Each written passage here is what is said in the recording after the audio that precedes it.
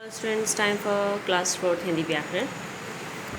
Already we have done 2 chapters, first and second, and now the time of third chapter. शब्द विचार हमें अब करना है. ओके, हम उसके बारे में first we read it and just already I told you just improve your reading skills. It's much important. Reading skills को जितना आप रीडिंग करोगे उतना ही अपने रीडिंग स्किल्स को इम्प्रूव करोगे, बिकॉज इन फ्यूचर आपको यही जो प्रोसेस है सबसे ज़्यादा वर्क, किसी भी आप जॉब में रहोगे आपको ये प्रोसेस ज़रूर काम आता है. हम सभी बोलते समय कुछ ध्वनियों का प्रयोग करते हैं. इन ध्वनियों को वर्ण कहते हैं. You know about it, that's a वर्ण. ओके, वर्णों का ऐसा समूह जिसका कोई निश्चित अर्थ निकले.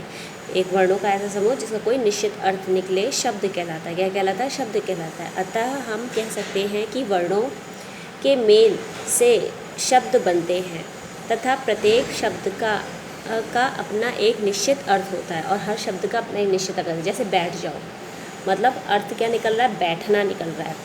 जैसे सो जाओ, क्या अर्थ निकल रहा है? सोने के बारे में, नींद जो होती है, स्लीपिंग के बारे में बात कर रहे हैं. ठीक है, सेम वैसे ही है विद्यालय. विद्यालय के से आपको पता चल गया स्कूल, तो शब्दों के वही अर्थ पता चलेंगे. अब जैसे यहाँ पर विद्यालय, तो व में कौन सी ई लग रही है? छोटी ई. ध में नीचे हलंत है, विध. या में बड़ा आ, विद्या. ल में छोटा आ, क्योंकि जो हमने हमेशा आपको बताया है जो सिंगल अक्षर जो होता है उसमें कहीं ना कहीं छोटा आ जो होता है स्वर में यूज़ होता है. वैसे या में छोटा आ, तो विध या लय, विद्यालय. ओके. ताल, एक तालाब या जलाशय. ठीक है.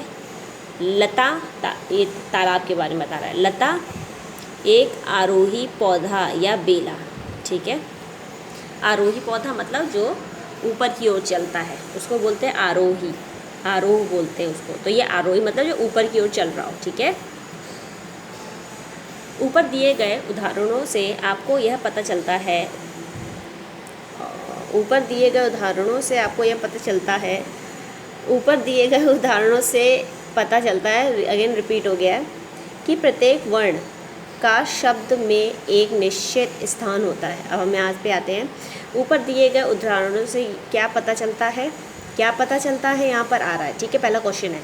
सेकंड उत्तर में है ऊपर दिए गए उदाहरणों से पता चलता है कि प्रत्येक वर्ण का शब्द में एक निश्चित स्थान होता है.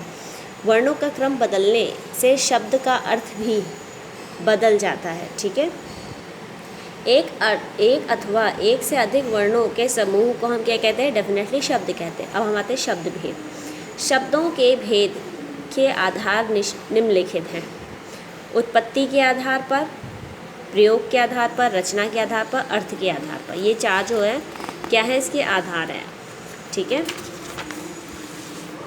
अब हम आते हैं पेज नंबर 18. उत्पत्ति के आधार पर शब्द के चार भेद है: तत्सम, तद्भव, देशज और विदेशज. ठीक है.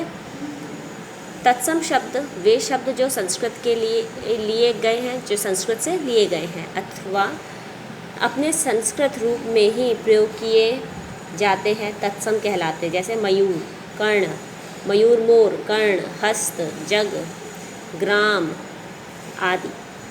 तद्भव से के ख है तद्भव शब्द. जो शब्द संस्कृत में से बिगड़कर हिंदी में प्रयोग किए जाने लगे हैं उनको हम तद्भव कहलाते हैं. वह शब्द तद्भव शब्द कहलाते हैं. उदाहरण: मोर का क्या हो गया? मयूर का मोर, कर्ण का कान, हस्त का हाथी, हस्त का हाथ हो गया, गज का हाथी हो गया, एंड ग्राम का गांव हो गया आदि. ठीक है. देशज शब्द जो शब्द हिंदी में प्रयोग किए जाते हैं तथा अपने देश में उत्पन्न हुए हैं, देशज शब्द कहलाते हैं. जैसे रोटी, बाहर उसको ब्रेड कहते हैं, रोटी केवल हम लोग कहते हैं. ठीक है.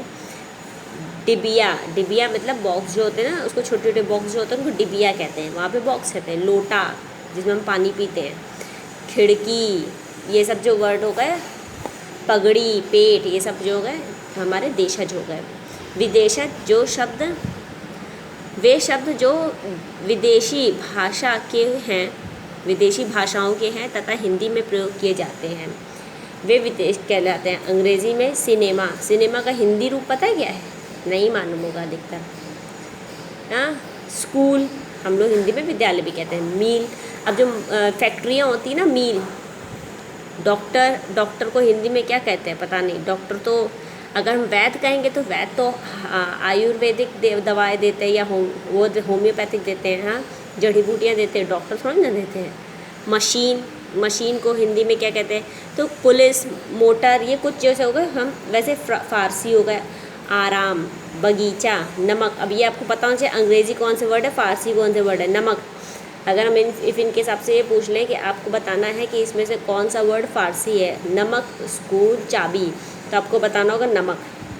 कागज़, ऐनक, किसान, नहीं सॉरी किस्सा, शहर।